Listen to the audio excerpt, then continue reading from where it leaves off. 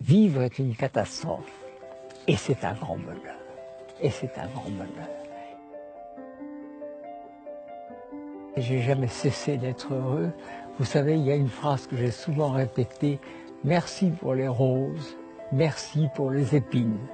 Je ne suis pas de ceux qui disent la situation est très mauvaise aujourd'hui, tout va mal, c'était mieux avant. Alors c'était mieux avant? Non, ce n'était pas mieux avant. Le monde a toujours été difficile et il faut toujours garder l'espérance. Net, c'est atroce, mais pour se faire pardonner la naissance, le monde est si beau. Naturellement, il reste aussi de la souffrance, mais le monde est aussi très beau. Et vous vous émerveillez de tout, Jean d'Ormesson. Vous vous émerveillez d'être là. Vous dites, je suis là. Rien que ça, c'est extraordinaire. C'est un sentiment que j'ai éprouvé, vous savez, très très tôt. Je me rappelle comme enfant, je m'arrêtais quelquefois de jouer avec des petits amis. Et je me disais, qu'est-ce que je fais là? Je suis d'abord très heureux de vivre. Cette vie est évidemment peut-être une vallée de larmes, c'est aussi une vallée de roses. Il y a beaucoup de bonheur dans cette existence. Vous voyez bien que dans le monde où nous vivons, l'ironie règne, la dérision règne, on ne croit plus à grand-chose. Et moi je nourris beaucoup d'admiration. D'admiration pour les hommes, pour les œuvres, pour la vie, pour le fait que le soleil se lève, que la nuit arrive, tout ça me paraît des choses extraordinaires. J'ai aimé le soleil, la lumière, l'eau, les arbres, les éléphants, la neige sur les montagnes, la vie en train de s'ouvrir dans les vallées au printemps et cette rumeur indistincte qui annonce l'amour dans le cœur des jeunes gens. La mort doit être délicieuse. On ne rate plus son train, on n'a plus besoin de gagner de l'argent, on n'a plus de chagrin d'amour, tout ça c'est épatant. La vie est belle parce que nous mourrons.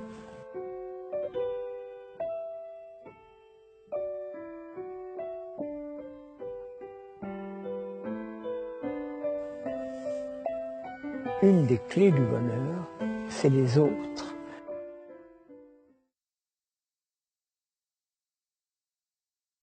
Bonjour à tous et content de vous retrouver pour cette nouvelle vidéo. Alors chose promise, chose due, je me suis mis du côté de la plage de Salignarniral. Vous voyez, je vous ai fait une petite vidéo panoramique. Alors on voit les dernières digues qui ont été construites. Il y en a une qui est derrière moi qui est un peu particulière, c'est pas avec les mêmes cailloux, c'est pas avec la même dimension, c'est pas la même configuration que les autres digues. Donc j'imagine que c'est pas du tout le même constructeur. Donc voilà, c'est pour l'instant voilà où nous en sommes. Alors je ne vois plus de camions, je ne vois plus rien et apparemment comme info que j'avais eue, c'est qu'au niveau des digues ça serait fini et maintenant ça serait une autre entreprise. Donc au niveau des Hollandais ça serait terminé, ça serait une entreprise espagnole je crois savoir qui se chargerait elle d'apporter le sable sur la plage. Voilà. Mais j'en sais pas plus pour l'instant au niveau des informations, d'accord ? Voilà, donc je vais vous reprendre tout de suite après l'introduction. Je vous donnerai un petit peu les informations, les dernières informations concernant le Sénégal, mon point de vue, et puis toujours dans un format réduit cette fois-ci. À la différence des précédentes vidéos qui ont duré quand même plus d'une vingtaine de minutes, bien que j'aurais voulu même les faire perdurer un peu plus longtemps, tellement les sujets m'interpellaient ou me passionnaient. Mais là, on va rester dans un format d'une dizaine de minutes pour vous donner les dernières informations concernant le Sénégal. Sur ce, à tout de suite. Allez, c'est parti.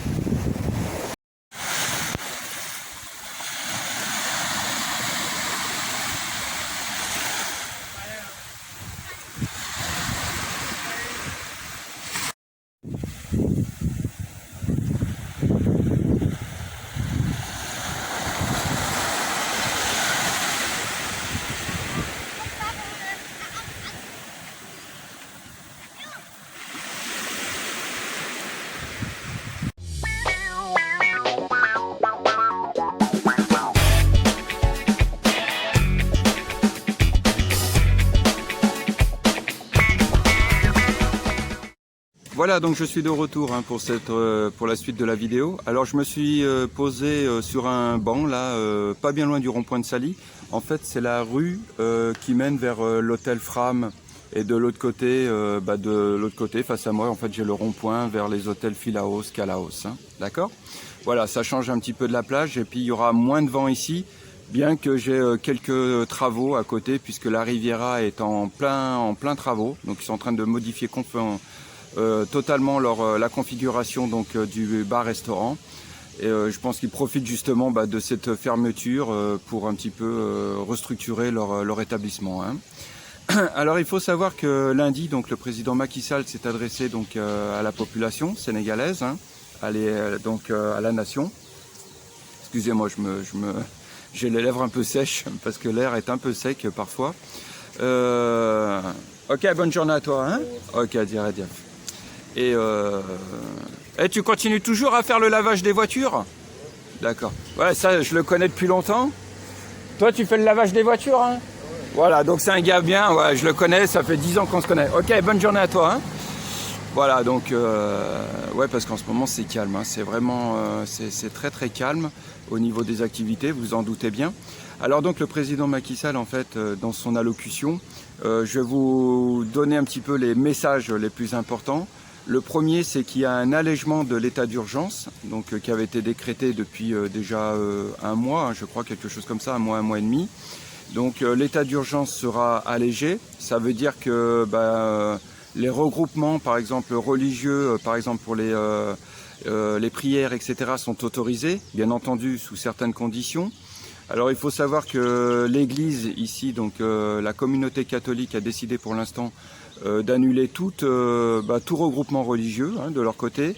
Et du côté donc des musulmans, ils sont en train de s'organiser pour voir un petit peu comment organiser les prochaines cérémonies religieuses, justement en tenant compte un petit peu de la distanciation, les règles sanitaires de base.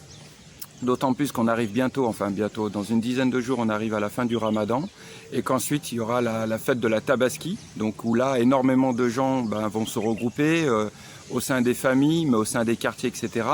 Et donc ça risque d'être un petit peu difficile, donc ils sont en train de s'organiser là-dessus. Donc allègement au niveau donc de l'état d'urgence. Le couvre-feu qui était, je le rappelle, de 20h jusqu'à 6h est ramené à 21h jusqu'à 5h du matin. Alors ça, c'est un point sur lequel moi-même j'ai du mal à comprendre pourquoi on le fait perdurer. Je ne sais pas, peut-être que j'ignore un petit peu je dois manquer de paramètres en fait. Mais donc celui-ci, donc il est toujours d'actualité, mais simplement de 21h à 5h du matin. Les établissements tels que les restaurants, les bars, normalement vont être autorisés à réouvrir. Voilà, donc sous peu, mais par contre effectivement, puisqu'il y a le couvre-feu à 21h, ils seront obligés de fermer soit à 19h ou 19h30 ou à 20h maximum pour laisser le temps au personnel de pouvoir rentrer chez eux. Voilà un petit peu ce qui a été décrété, donc c'est vraiment un allègement je dirais de la situation en général. Alors c'est un peu paradoxal parce que au début, quand on avait, je dirais, une centaine ou enfin moins d'une centaine de contaminés, le Sénégal a pris des mesures assez contraignantes, assez drastiques, hein, l'état d'urgence, le semi-confinement, enfin le couvre-feu, etc. Et là, maintenant qu'on se retrouve avec beaucoup plus de cas avérés, hein, on se retrouve face à un allègement. Alors j'ai essayé de comprendre, moi, à mon échelle, hein, en tant que citoyen, etc. Et c'est ce que j'écrivais dans les posts sur le groupe Facebook, c'est que je pense qu'en fait on n'avait pas le choix, qu'ils n'avaient pas trop le choix, que le choix était un peu cornélien, c'est-à-dire que c'était un petit peu des choix impossibles en fait, puisque le confinement, je le rappelle, en raison de la dépense quotidienne, ne peut pas être mis en place. Les gens n'ont pas les reins suffisamment solides sur le plan financier pour pouvoir rester chez eux sans travailler. Donc ça, c'était le premier point. Donc on se retrouvait bloqué face à un mur. Et je pense qu'effectivement, le président a opté plutôt pour les priorités économiques. C'est-à-dire que, bon gré mal gré, il fallait que les gens continuent à aller travailler. D'ailleurs, c'est ce qu'il nous dit hein, dans son discours. Excusez-moi, j'ai une mouche qui me tourne autour. les mouches antiquaires. C'est comme ça que je les appelle. Vous les chassez, puis elles reviennent vite. Mais il n'y a rien de mal hein, contre les antiquaires. Hein. Je les critique pas, loin de là. chacun son métier. Mais ce que je voulais dire, c'est que dans son discours, le message important, ça a été celui-ci. Il nous demandait d'apprendre à vivre avec le virus. Voilà, ça c'était la première étape du message. La deuxième étape, c'était de nous dire que le virus, dans le meilleur des scénarios, nous devions cohabiter avec lui jusqu'à août-septembre. Et ça, c'est dans le meilleur des scénarios. Donc voilà, ça fait que le Sénégal, à l'heure d'aujourd'hui, a opté pour une stratégie, je pense, un peu singulière, un peu particulière. Et d'ailleurs, je vous pose la question. Si vous connaissez d'autres pays qui ont opté pour cette stratégie-là, faites-en part dans les commentaires. Donc nous, de notre côté, alors en tant que citoyens, on va devoir donc apprendre à vivre avec, à cohabiter avec, et puis à continuer à travailler, à faire nos activités, parce qu'on n'a pas le choix, parce qu'il n'y a pas, je le rappelle, je me répète souvent, il n'y a pas de filet de protection sociale, il n'y a pas d'amortisseur. Voilà, donc on n'a pas le choix, on doit continuer à aller de l'avant et à aller travailler. Voilà, donc ça c'était un peu le message hein, en début de semaine. Alors moi, mon ressenti, c'est qu'on va continuer, J'ai appris malheureusement que déjà des magasins allaient fermer. Je sais qu'une agence immobilière qui avait pignon sur rue, une des plus grandes, a fermé. Donc elle a fermé son site internet, elle a fermé ses bureaux. Je pense qu'il y aura d'autres bureaux, d'autres structures qui fermeront parce qu'effectivement, s'ils ne reçoivent pas d'aide de l'extérieur, ils ne pourront pas continuer comme ça. Donc ça va être dur, ça va être particulièrement dur. Mais je vous le dis bien, à travers ces vidéos-là, on garde l'espoir, on reste optimiste, on va de l'avant et puis voilà, on verra bien. Alors ça, c'était le premier point par rapport au discours de Macky Sall. Les vols rapatriement, enfin les vols dits de rapatriement entre guillemets de Air France continuent. Alors je pense qu'il doit rester moins de Français bloqués au Sénégal, mais il en reste encore un peu. Quant aux autres, comme moi, ils ont fait le choix de rester ici, donc parce que soit ils travaillent, soit pour d'autres raisons, ils sont retraités, mais rentrer en France ne leur paraît pas souhaitable ou faisable. Donc maintenant, des Français, je dirais vacanciers bloqués, il y en a de moins en moins. Alors Air France continue, Air Sénégal assure également de son côté une rotation avec la France. Elle a permis, grâce à ces rotations avec Air France, de rapatrier aussi des Sénégalais qui étaient bloqués en France. Donc il y a quelques Sénégalais, pas nombreux, on m'a parlé d'une 77 ou 70 Sénégalais ont pu déjà rejoindre le Sénégal. Je pense qu'il y en a beaucoup plus que ça. Donc ils ont été autorisés à revenir. Également, le président Macky Sall a autorisé au rapatriement des corps des Sénégalais décédés à l'étranger du coronavirus ou bien de morts d'autres maladies. Donc ils sont autorisés à pouvoir être enterrés au Sénégal. Ça fait partie aussi des mesures d'allègement. Et là, par contre, il y a un petit différent entre l'État sénégalais et la compagnie Air France. Parce que Air France, dans ses publicités dernièrement, parlait d'une rotation régulière à partir du 15 juin, si je ne me trompe pas. Et l'État sénégalais a simplement rappelé qu'à l'heure d'aujourd'hui, les frontières aériennes sont fermées jusqu'au 31 mai et qu'ensuite, rien n'est décidé. Donc, il demandait à la compagnie aérienne Air France de ne faire aucune promotion de ses futurs vols et d'attendre au préalable déjà les directives, les consignes de l'État sénégalais. Donc c'en est là pour l'instant. Voilà un petit peu ce que je pouvais vous dire dans cette vidéo.